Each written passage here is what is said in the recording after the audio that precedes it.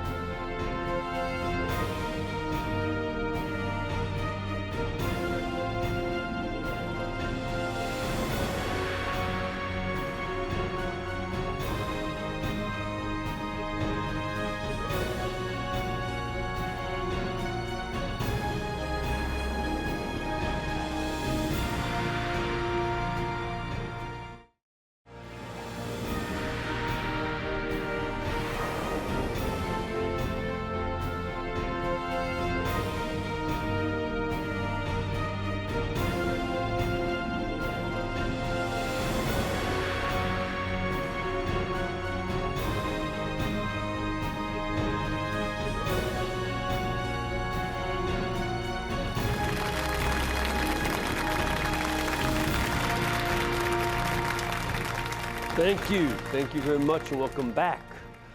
Tonight we have a guest who has lived in several different Muslim countries of different kinds of nationalities, very diverse. And he's had many experiences working with persecuted Christian minority groups in Pakistan, Yemen, Egypt, and Indonesia, as well as other minority groups in those countries. And in his newest book, he takes issue with Christians and Muslims alike, who, for the sake of encouraging interreligious dialogue, seek to minimize the theological differences between the two faiths, especially when they try to minimize the study of Jesus Christ. This is an area known as Christology. It's a very important topic for our time, so let's get to it. Please welcome the author of the book, The Crucifix on Mecca's Front Porch, a Christian's companion for the study of Islam. From Santa Clara University, Dr. David Pinault. Dr. Pinault, good to have you. Welcome, welcome. Thank you. It's a pleasure and an honor to be here, Father Mitch. Now, first of all, since when does Mecca have a porch? Well, that's a very good question. And in fact, the title of the book was inspired by my experience in a certain region in Indonesia. And I should mention that the phrase Mecca's front porch comes from the Indonesian language, Sarambi Mecca, Mecca's front porch. That's actually a geographic designation. Okay. Right? So Mecca's front porch is a nickname that's given by pious Muslims to the province of Aceh. Aceh is the northernmost part of the island of Sumatra, which is part of Indonesia. And Aceh is that part of the island chain that we call Indonesia that lies closest to the Arabian Peninsula. And so people may or may not be aware that actually the largest Muslim population in the world is in Indonesia. That's right. Yeah. That's right. And a lot of the traditionally Muslim countries in the Arab world are just not that heavily populated. Yeah. They're deserts, whereas Indonesia is a very lush place. That's exactly right, exactly. So well over 250 million Muslims living in Indonesia. And for many centuries, because of its proximity to the Arabian Peninsula, Aceh has been the embarkation point for pilgrims, Muslim pilgrims wanting to make the Hajj, or the pilgrimage to Mecca. Hence the nickname Mecca's front porch. Now, Aceh is also the only province in Indonesia that is governed by Sharia law, Islamic law. So the other provinces, even though it's a majority Muslim country in Indonesia, the other provinces are not directly under Sharia law, Muslim law. That's correct. In fact, Indonesia, up until very recently, had a long-standing reputation as being relatively tolerant for non-Muslim minorities, which is another interesting issue. In any case, I traveled to Aceh and worked there a few years ago because of the fact that I wanted to investigate the status of non-Muslim minorities in Aceh, especially the Christian population. And I was aware of the fact that Christians there have sporadically been subjected to really violent and brutal persecution at times at the hands of the Muslim majority. And when I was there, I had the privilege of attending Mass one Sunday morning in an old Catholic church dating to the Dutch colonial period.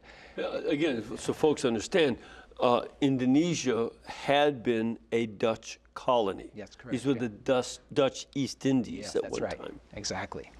And so I arrived a bit early and in time to see the procession making its way up the center aisle. The priests, acolytes, worshipers, leading them all was a young girl, and proudly she was bearing aloft a bronze crucifix, okay? And that sight of her, you know, in this atmosphere of persecution and discrimination, carrying the body of Christ on the cross, lovingly but also defiantly, you know, in the face of this persecution, that was a very powerful moment for me. And it's been one moment among many that's linked to the thesis, the argument of the book, that is, the experience of studying Islam can actually serve to strengthen our faith as Christians. See, that's something that would be surprising to a lot of folks, that studying Islam can strengthen our Christian faith. And, you know, I've been blessed with a variety of opportunities to study Islam, and I'm fascinated with it and learn a lot about it. I love that. What do you see as some of the points that strengthen Christians when they study Islam?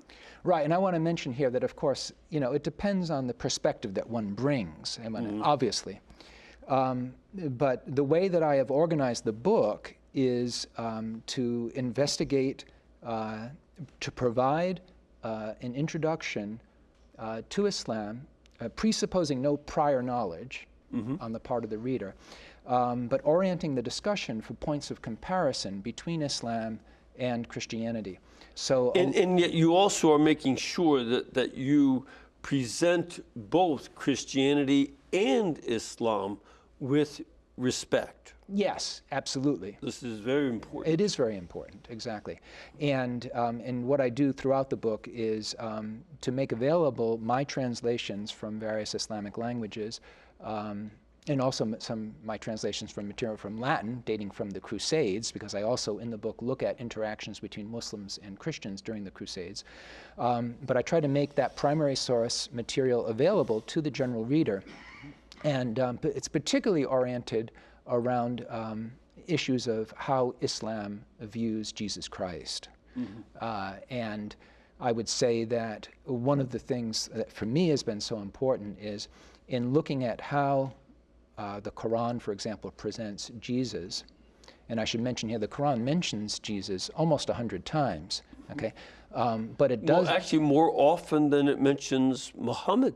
Yes, absolutely, because Muhammad is mentioned by name only 4 times in the Quran. Of course, there are many indirect references, sure. Obviously.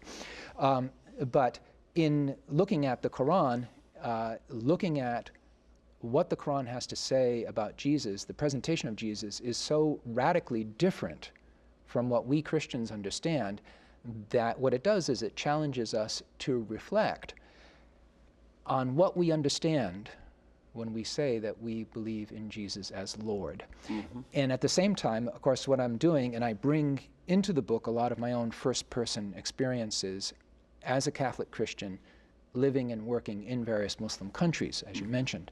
And I can tell you, if you have the experience of being a Christian who's a scholar of Islam, working in Muslim countries, and you get an invitation to give a public presentation on Islam, what's going to happen is people will challenge you, and they will say, now wait a minute, what do you mean when you say that you understand Jesus as divine Lord? And how can you possibly believe in the incarnation?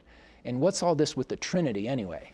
Yeah, I've certainly had those kinds of experiences myself, living and working at different times in the Middle East and challenging me.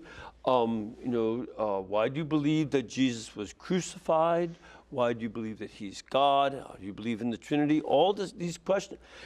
People really, they don't want just to stifle it, they want to understand and know what we mean. Yeah. The hunger for truth is universal. Yes. And so one of the, I think, things that's very important to keep in mind is that when you are living as a Christian in a Muslim country and people come to you with those questions, of course it's a challenge in one sense, and sometimes Muslims may feel threatened because, even if you're not overtly evangelizing, you're still professing your faith in a sense, right? Just by letting people know that you're a Christian.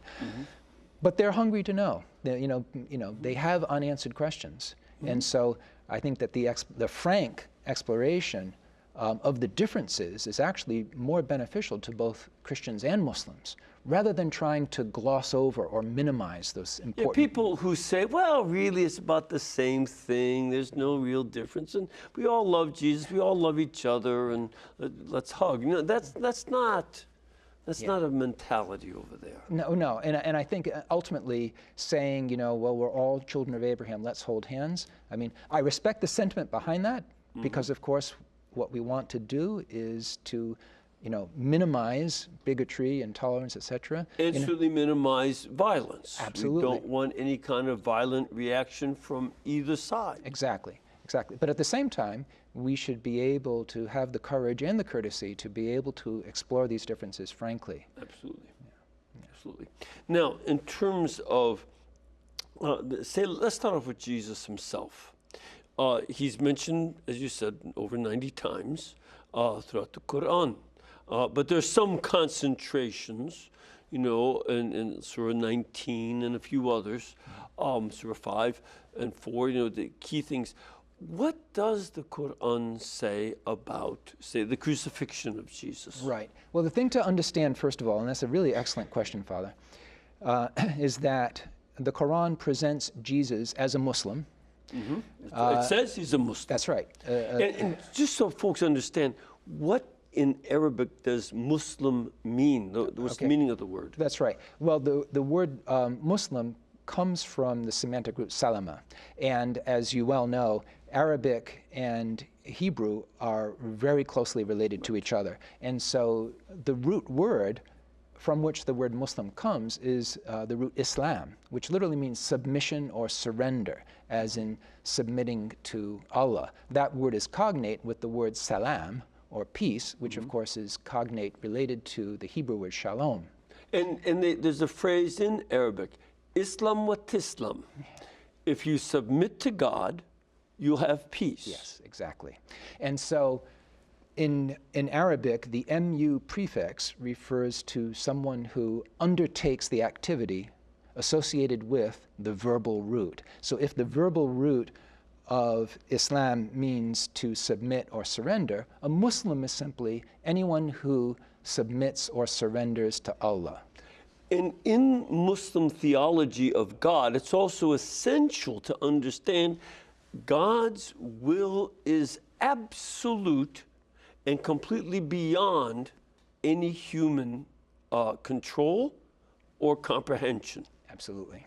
And so when you submit to God, you're submitting to one whose will is absolute. Whatever happens, this is God's will. That's right. That's right. And being a Muslim means surrendering to that divine will. Always.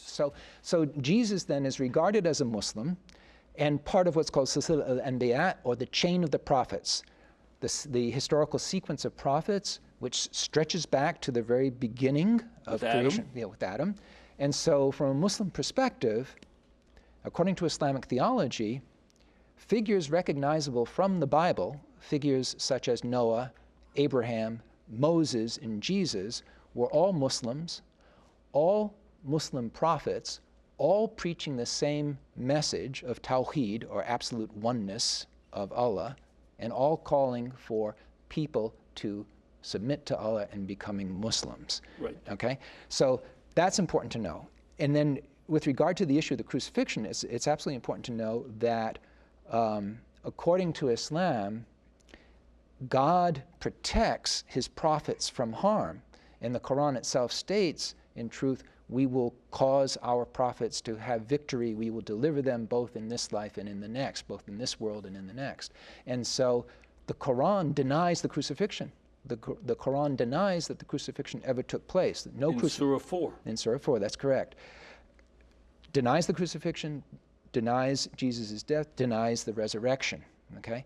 And hence, also, it's important to keep in mind, the Quran never mentions Jesus in connection with suffering. So there's no concept whatsoever in the Quran of Christ's redemptive suffering on behalf of all created beings. Well, but it's also important to note, the Quran does not believe in a redemption of any kind. Yeah. You are simply to submit. This is how you go to heaven. You submit to God. Christ does not die for you. He does not redeem you. Muhammad does not redeem you. Right. Abraham does not redeem. No one redeems you. Right. It is up to you to submit to God, right. And then. Right. And so, this brings us to an important difference, because in the Quran, Allah is referred to repeatedly as El-Ghani, the one who needs nothing, the one who has no need of us whatsoever. Mm-hmm. Repeatedly, Islamic literature refers to this notion that regardless of what we do, Allah has no need of us, okay? And I contrast that in the book with what is characteristic of Christian understandings of God, because Islam emphasizes the notion of a God who is invulnerable, who does not need us. Yes, he's merciful, right, to his slaves, to his servants, but he does not need us. I mean, that's made very clear. In Christianity, we believe in a God who is so reckless in his love that he's willing to make himself vulnerable.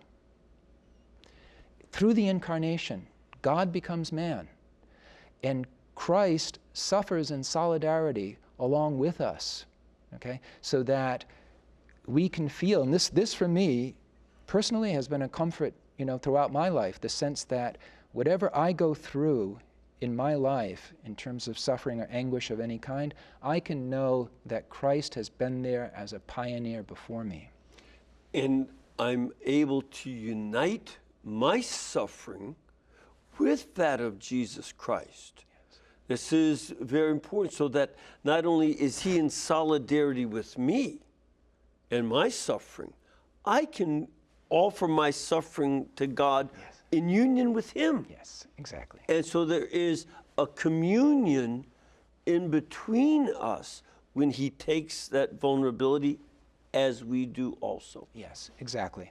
And this is the kind of thing that I try to convey when the opportunity presents itself in the work that I have done overseas in Muslim countries.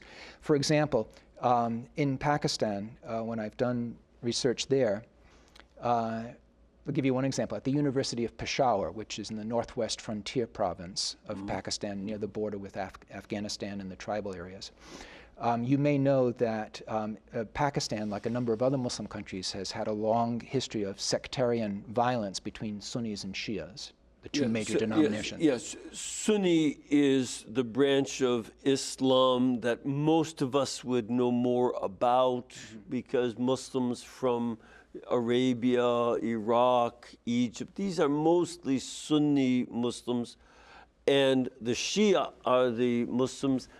Majority would be in Iran. That's but right. Plenty in Iraq, some in the Arabian Peninsula, and in other countries. That's right. In about 20% or 25% perhaps even of the Muslim population in Pakistan is also Shia.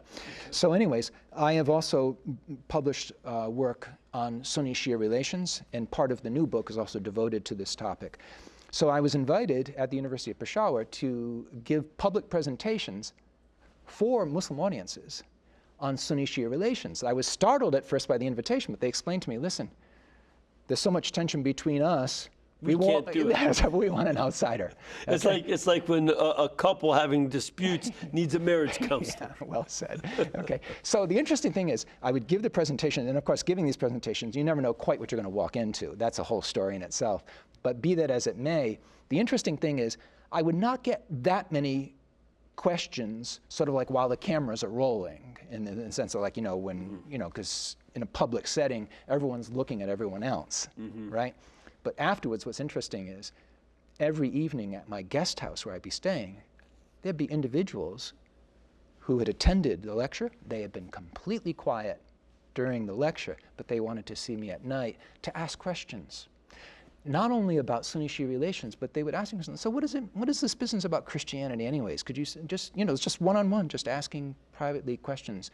And I wouldn't push anything, but I would just talk about what Christ means to me. And I find that that's the best approach. I think that's been my experience as well. If in the conversation with Muslims, to talk about, what Jesus and Mary mean to me, because the Blessed Virgin Mary is very important in the Quran. She's also mentioned frequently. That's right. And she's a virgin. She has Christ in a virginal conception and birth. And she is without sin, Yes. as is Jesus. Yeah. So these are things that we share in common with Muslims. And to talk about our own experience Yes. and share that, it opens up for a back and forth Exactly. rather than set up a defense that we have to argue. That's exactly right. I mean, again and again, I find that the most useful thing is to simply talk about, my personal experience and what I have learned in my life living as a Catholic Christian working with Muslims. And then let the questions come, depending on how each person's heart moves them. And this is a very important dialogue, given that there are well over 1 billion Muslims around the world. Correct. It may not, and the biggest groups, as you already mentioned, are not in the Middle East.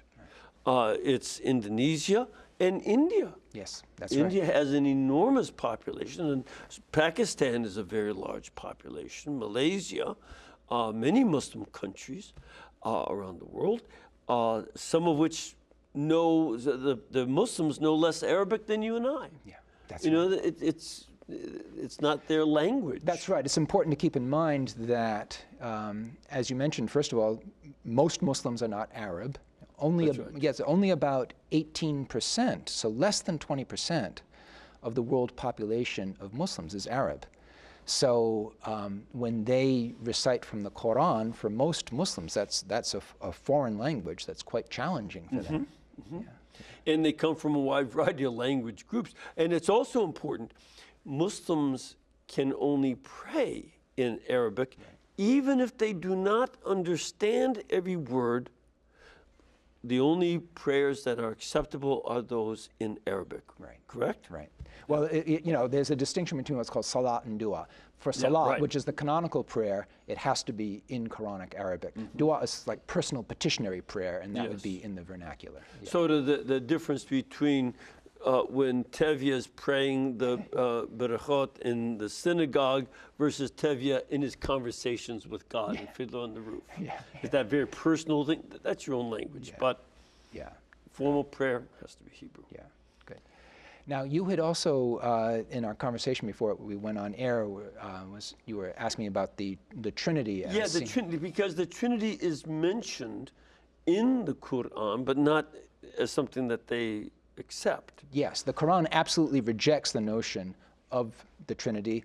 The Quran explicitly says, do not call God three. Right, right. So, that's right. Yes, but the curious thing is, and this is something that also I explore in the Crucifix on Mecca's Front Porch, is that the Quran refers to the Trinity as, because it's setting out what it thinks is Christian belief. It refers to the Trinity as if Christians believe in God the Father, God the Son, and the Blessed Virgin Mary. And they don't call him God's Son. They'll simply say in Surah 5, I think it is, that it is Allah and Jesus and Mary. And there was one heretical group of Christians that did have it in that mentality. You see, this is the interesting thing.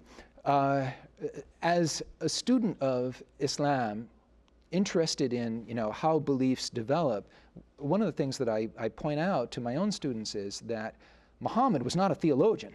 He was not a religious studies major. No.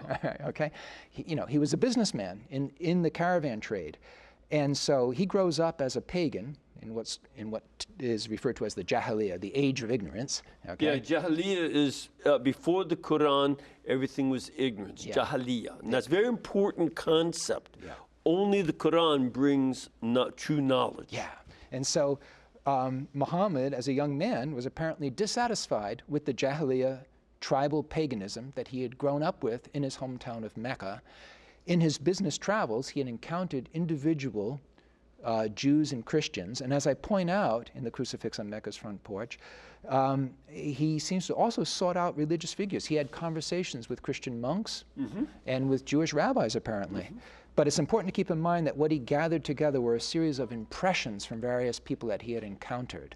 And so very often what the Quran reflects is a kind of snapshot of Arab impressions of popular Christianity in the 6th, early 7th century AD.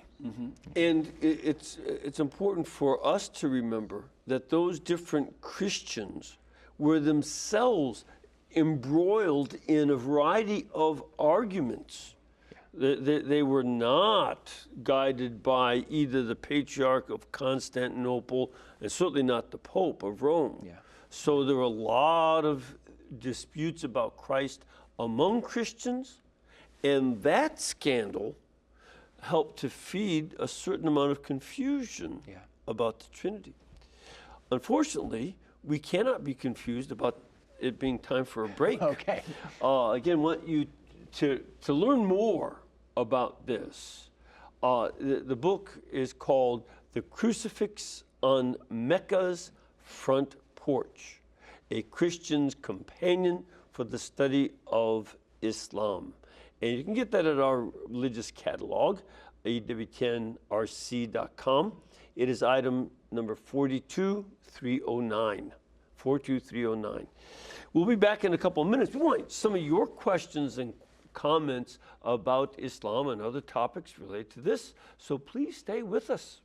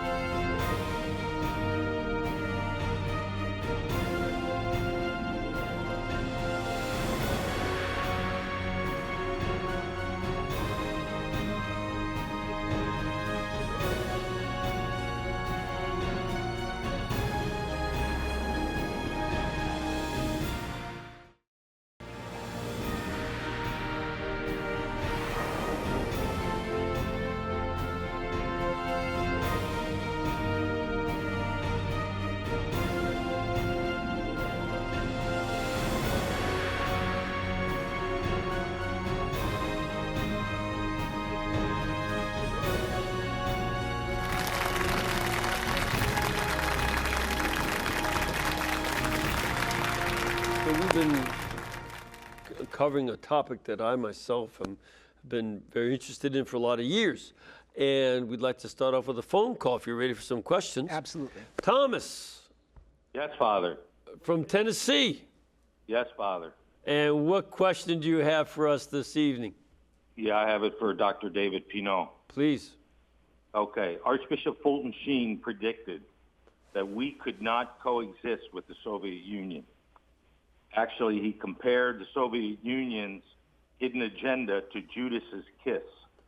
Are we looking at the same situation here with Islam, or do you believe we can coexist? And I'm not talking about the United States and Islam. I'm talking about Catholicism and Islam. Okay, so can Catholicism and Islam coexist? Well, I think, first of all, I think it is possible for Christians, for Catholics to coexist with Muslims.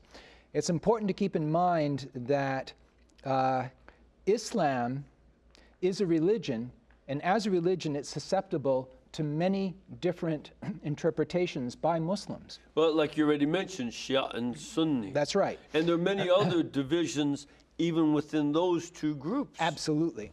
And so, on the one hand, I have had the dubious privilege of interviewing, for example, members and leaders of militant Muslim organizations in places like Yemen, Pakistan, Indonesia, and groups like that are not interested in coexistence with Christians unless the Christians are dhimmis, subjugated as second-class citizens. Yeah, that there's a principle in Islam that Christians and Jews are people of the book. Right, right. They follow the words of God from earlier prophets, right. Jesus, Moses, Abraham. That's right.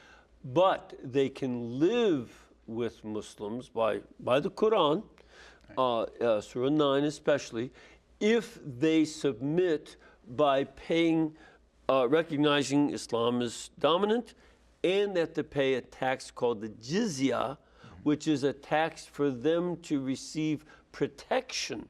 Allowing them to keep their second-class status as Christians right. or Jews. And this is called dhimmi, is the Arabic word for that kind of status. That's right. So on the one hand, even today in the 21st century, you have militantly minded Muslims who are not interested in coexistence in the sense of people treating each other with equal respect. Mm-hmm. Okay. But what I think is important for us to keep in mind as Christians is that there are many well-intentioned, good-hearted Muslims today who are sincerely struggling mm-hmm. to find ways to coexist peacefully with people of other faiths. Yes. Okay, and I think it's important to acknowledge that diversity so that we don't find ourselves locked into a kind of eternal hostile confrontation. And I've known also both kinds of thought.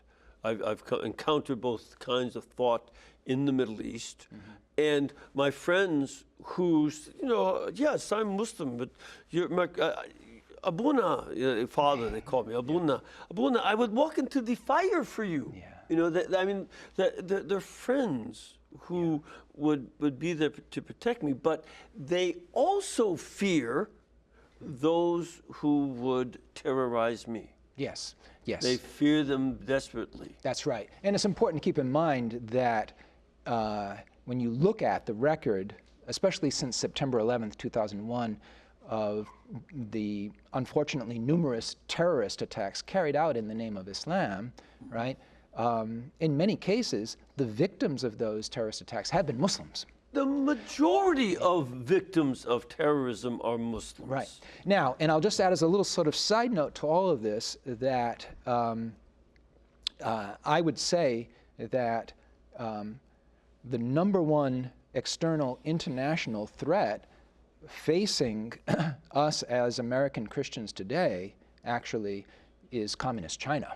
Mm-hmm. And if one is looking for a kind of ideology that is looming as an ever-increasing threat. That's just a side note, but I'll just mention that. No, that's probably right. Yeah. That's probably right. Yeah. I have a question from our studio audience. Sir, where are you from? Oscoda, Michigan. Good to have you here. Welcome. And what is your question? My question is, why as Catholic Christians, we always make the sign of the cross before we pray? Most other Christian denominations, do they make the sign of the cross? I don't see them doing that. And do Muslims make the sign of the cross before they pray? Can you explain why they do and why they don't? Sure. May I? I'll take the second half of the question Okay, you first. take that first, the second half of that question first. Do Muslims make the sign of the cross when they pray? Absolutely not. And the reason why is because of the fact that Muslims reject the idea of the crucifixion. This goes back to something that Father and I were discussing earlier. The Quran denies that the crucifixion ever took place. And the reason why it denies it is because of the fact that the Quran presents Allah's prophets as triumphant in this world, right, as well as the next life. In other words, Muhammad always looked at the lives of the people he regarded as his predecessors, his prophets. The Prophet Muhammad saw that he himself was a political and military success in his own lifetime, and so he projected that notion of worldly success onto Jesus. Muhammad simply seems to have viewed the crucifixion as humiliation. Okay? And so the cross is uniquely associated with Christianity. And Islam rejects the notion of the cross. Mm-hmm. That's why I mentioned it rejects the notion of Christ's redemptive suffering for us. So no, Muslims do not make the sign of the cross when they pray. And even though it is not in the Quran, there are some Muslims who point to a tradition that when Jesus returns, because Jesus is the one who's going to return at the end of time to judge the living and the dead, according to Islam. But he will kill all the pigs, he will destroy all the bells in churches, and he will destroy all the crosses, break all the crosses. So they reject the cross. Whereas Christians have been making the sign of the cross from the earliest days. You see it mentioned, for instance, in Tertullian. Tertullian mentions how they begin everything with the sign of the cross. And this is, he's talking about it in the late 2nd century, early 3rd century, as not something that he's inventing or a new idea that somebody thought we'd try. It was what Christians had been doing all along, and he's explaining a long-standing custom. During the Protestant Reformation, most of the Protestant denominations stopped making the sign of the cross. They ceased to do so. A few still do, but most do not. So of the roughly 500 million Protestant Christians, non-denominational Christians, all combined, most of them do not make the sign of the cross, but the Catholics all do. All the Orthodox, that's another 700 million or so Christians. So most of the nearly 2 billion Christians do make the sign of the cross. It's about a fourth do not. Okay. All right, let's take another caller. Joanne? Yes. Hi, where are you from? I wanted to know something about Muhammad's family. Was he married to a Christian woman? Did they have a daughter, Fatima? And did Muhammad have an uncle who was influenced by Christianity? Could you clarify that if either one of you has heard anything like that? Sure. We both have. Let's start off with his wife, Khadija. Yeah. His first wife. Yes, right. Well, the thing to keep in mind, and this is really a wonderful question that you're asking, Joanne. When Muhammad, according to the earliest Islamic sources, the very earliest biography of Muhammad, okay, Islamic belief states that when Muhammad was 40 years old, okay, so in the year 610, he experienced what is called the da'wah, the summons to preach Islam. Mm-hmm. He was by himself in a cave on Mount Hira, which is outside the city of Mecca. And he's visited by a mysterious stranger. He wasn't sure who it was. In fact, he was afraid it was a jinn. He was afraid it was a kind of demonic spirit. What we usually hear about the jinn, we refer to as the genies in the bottle. That's how popular. But a jinn is one of these spirits that's out there. Yeah, exactly. Demonic spirit. Yeah, so he was concerned that he might be majnoon, that he might be possessed by a jinn. Okay. Majnoon also means crazy. Yes, exactly right. Exactly right. And that because the whole idea is that if you're possessed by a jinn, you're out of your mind. Yes. Right. And so you have a lot of colloquial expressions, for example, in That's Arabic. why it's applied to a lot of politicians over there. Yeah. But go ahead. Nas maganin aktar min kida mafish. People nuttier than that, you can't find anywhere. Yes. But anyways, so when he's in the cave in Mount Hira, Muhammad is visited by this mysterious stranger who says to him, Iqra, recite. That is, recite the words of the Quran. He doesn't know who it is. He comes home to his wife Khadija, and he describes the symptoms, and she can see that he's very upset. And so she goes and consults her cousin, Waraka ibn Nawfal, who had become a Christian. And had translated parts of the Bible into Arabic. Yeah, exactly. And so, according to the Islamic sources, Waraka listens to the message that has been relayed and says, oh, that sounds like he's been visited by the angel Gabriel, okay? So the thing to emphasize here in response to your question is that you can see traces of contact with Christianity from very early on in the career of Muhammad. So and if you'd like to sort of pick up on that with and it's important to note that Khadija, his first wife, had been his boss. Yes. He ran a caravan for her. She was a widow. She was very wealthy. And she's like 15 years older than he was? Yes. Yeah. And so when she's 40 and he's 25, she recognized what everybody else knows. He had a strong reputation for being an absolutely honest man. No monkey business. So she married him, and she was his only wife. But because she was older, she also died. And all of their children had died except for Fatima. I think and one other daughter, but only Fatima lived longer than Muhammad. So of their 5 children, 3 die, all the boys, and then Fatima and one other sister lives. Then after he receives these revelations and they continue on, and he moves to another place called Yathrib, or Medina, which means the city, he marries eventually another 15 or so women. And he has a number of children by them. And one of his wives is Aisha, and that's his youngest wife, but it's his favorite wife. And he has a variety of others. And partly the Sunni and Shia difference is that the Sunni are associated with Aisha, his favorite wife, and the Shia with his daughter, you know, the Fatima. Good. So that's all part of it. But she is the only of one of his children who outlives him. Even with the other wives, all the children died in childhood. Yeah. So that's some of the contact. Yeah. Sir, where are you from? I'm from San Antonio, Father. San Antonio, Yes. great city, one of my favorite. Thank you. What is your question? My question is, in the practice of Islam, with your experience, your exposure to some of the Mideastern states, countries, can you contrast the practice of Islam with the typical American, or if there's such a thing as a typical American Muslim, contrast that with the practice of the faith in other countries?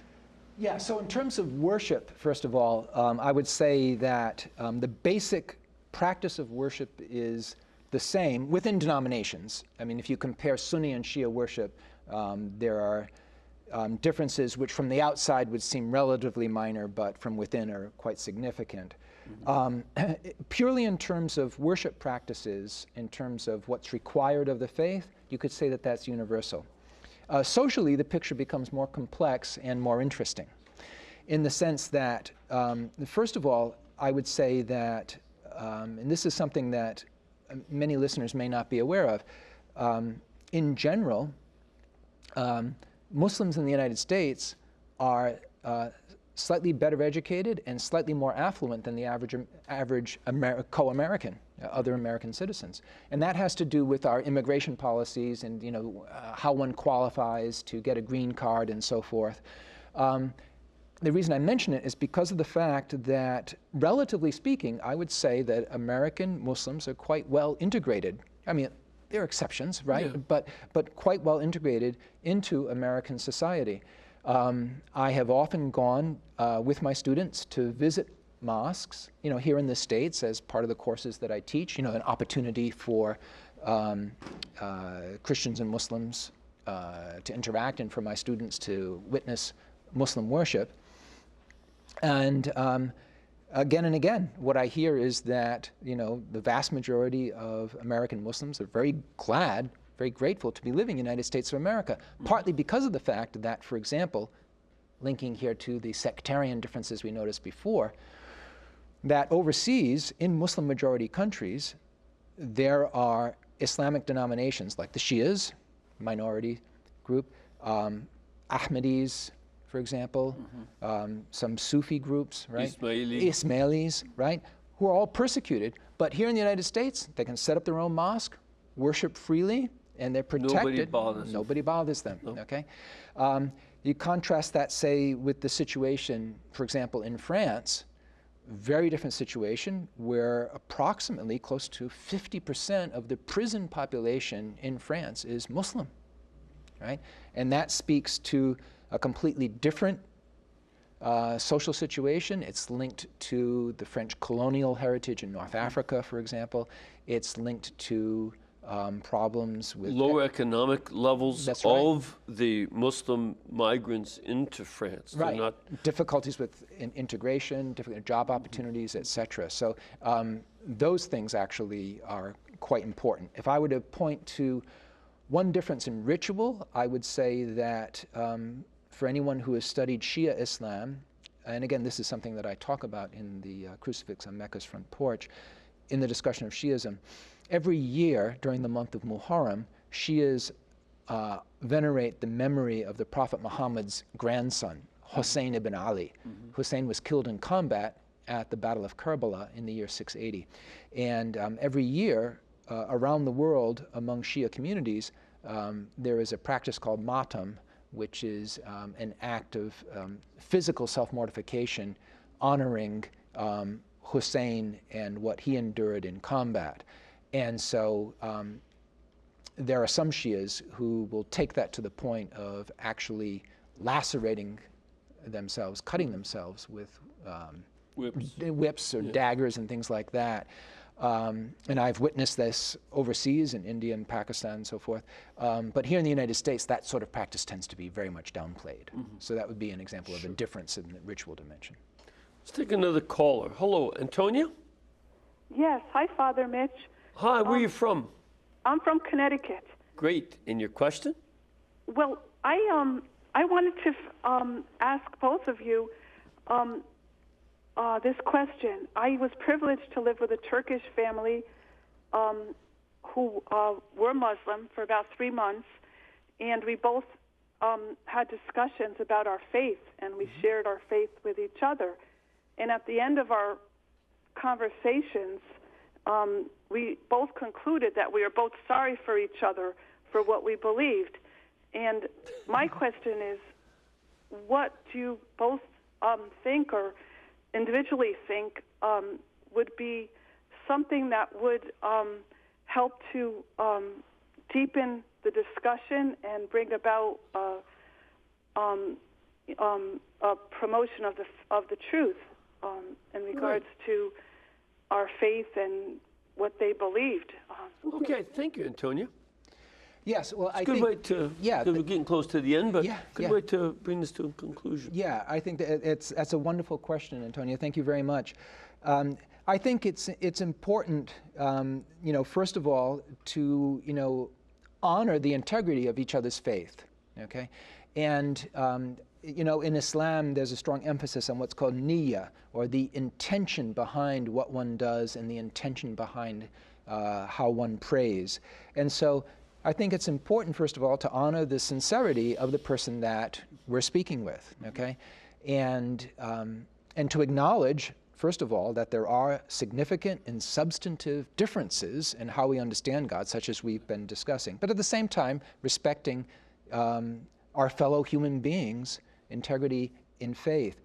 And again, what I try to do in my conversations with Muslims, again and again, what I'll do is I will emphasize, okay, this is what I believe, okay, and this is how I understand God, this is how I understand Christ to the best of my ability, and this is what I draw from that. So again and again, I try to talk about, you know, what my sources of spiritual comfort and strength are, you know, why it means something to me, okay? And I'm not going to push it much past that point, okay? I mean, I want to investigate Islam frankly, critically, in a constructive way, okay? But in a sense that always leaves the other person space, because growth only comes freely, okay? And so you present what you are, what you believe, and then you have to respect the other person's space at the same time. Yeah, this is something that is very important, that we, on one hand, Islam emphasizes the will, that you must submit your will to the will of God, yeah, because only God's will is absolute. And as we both know, in everything you say, well, I'll see you tomorrow. Inshallah. Inshallah. God willing. God willing. Everything is God, because God's will.